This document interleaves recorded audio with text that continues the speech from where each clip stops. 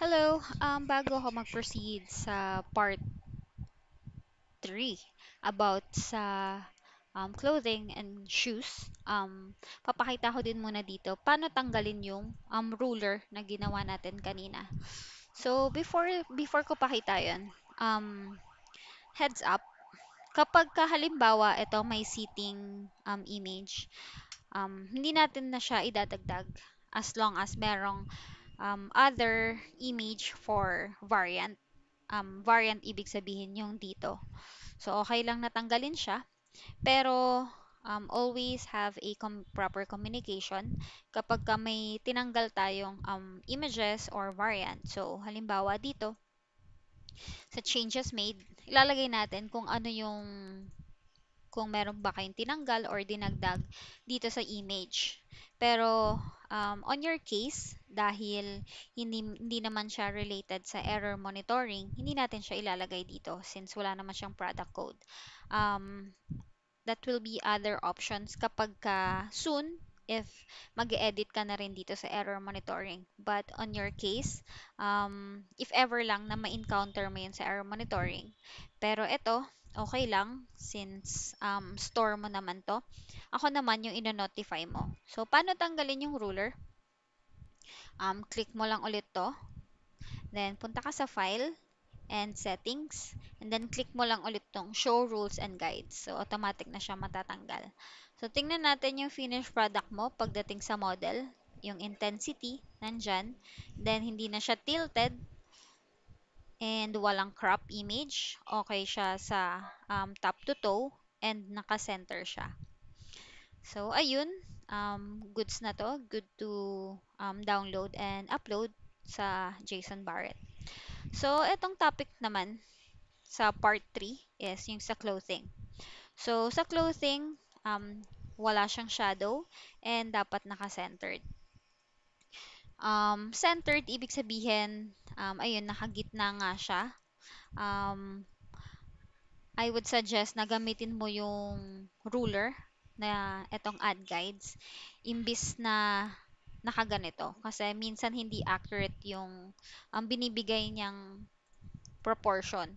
So, and second point, dapat hindi rin naka-max out yung image.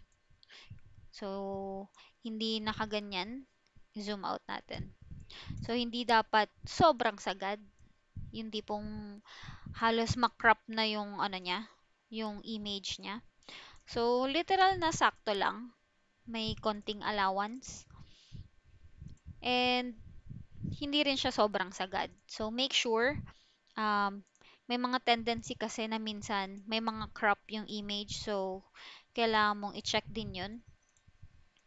And ganun lang kasimple sa clothing. Hindi siya sobrang sagad and may konting allowance and naka-center. So para makita mo yung difference, nakaganyan lang. And then same process din dun sa ginawa mo kanina. I mean ginawa ko kanina sa first video. Um, ang una mong first page, yung page 1, yung pinaka-base mo, i-background remove mo na siya.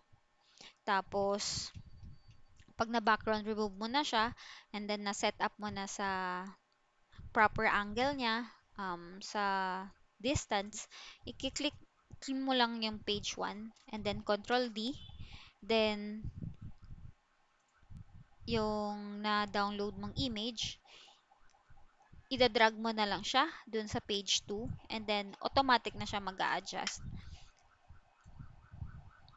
So, ayan. So, wait mo lang siya ng konti. So, mag-a-adjust na siya based dun sa page 1 base mo. So, same process lang din. Bali, ang naiba lang dito is wala siyang shadow. And same goes with shoes. Dapat, ito halimbawa, galing siya kay Sai kahapon. So, sa nakikita mo dito, ayaw ni Mick ng ganyan. So, idadaan natin siya sa Google AI Studio. So, ang kinalabasan is ito. So, sa nakikita mo naman, yung detail ng shoes nandito. So, yung heels. So, ayan siya. Same process, hindi rin dapat sobrang sagad, hindi rin siya dapat parang floating. So, naka-center lang siya. Saktong centered. And gagamitan pa rin siya ng ruler. So, ganun lang po.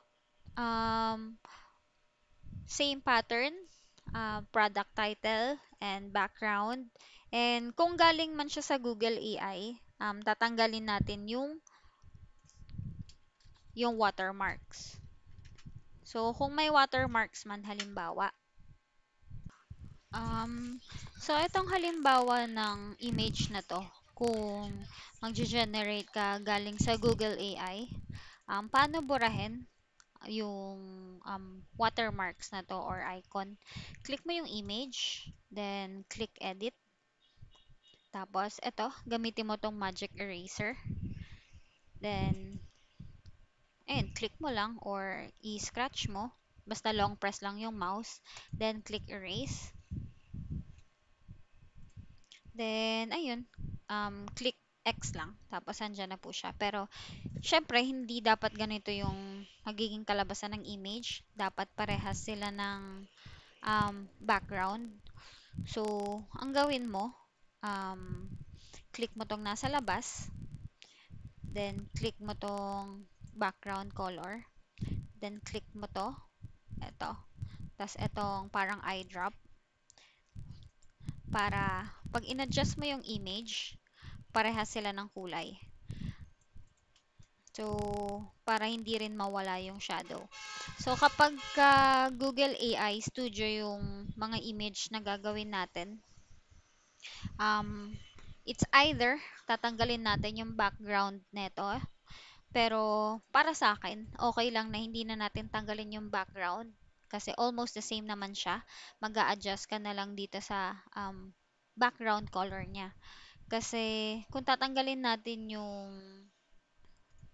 background niya, mawawala na po yung shadow. So, para sa akin, in my opinion, mas maganda yung may shadow kasi mas nagmumukha siyang totoo.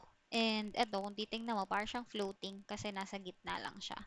So, ayun, yung mga small things or small details na dapat tandaan pag mag edit po ng images, and differences niya pagdating sa clothing, sa shoes, and kung model po yung gagamitin natin.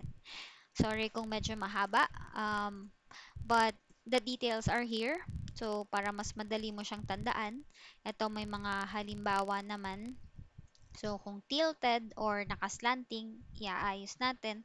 Tapos, kung may mga kamay, dadaan natin siya sa Google AI. Tapos, yung distance niya, pagdating sa clothing, hindi dapat sobrang liit. So, i-adjust natin siya ng pagganito. May mga allowances na konti. And, itong tilted before or nakaslanting, iaayusin natin siya using the ruler. So, pagitna. And yung shoulder niya dapat naka-vertical. So, ito, yung halimbawa ng image kay Sai kanina. Idadaan natin siya sa Google AI. So, ito hindi siya katulad. So, alisin natin.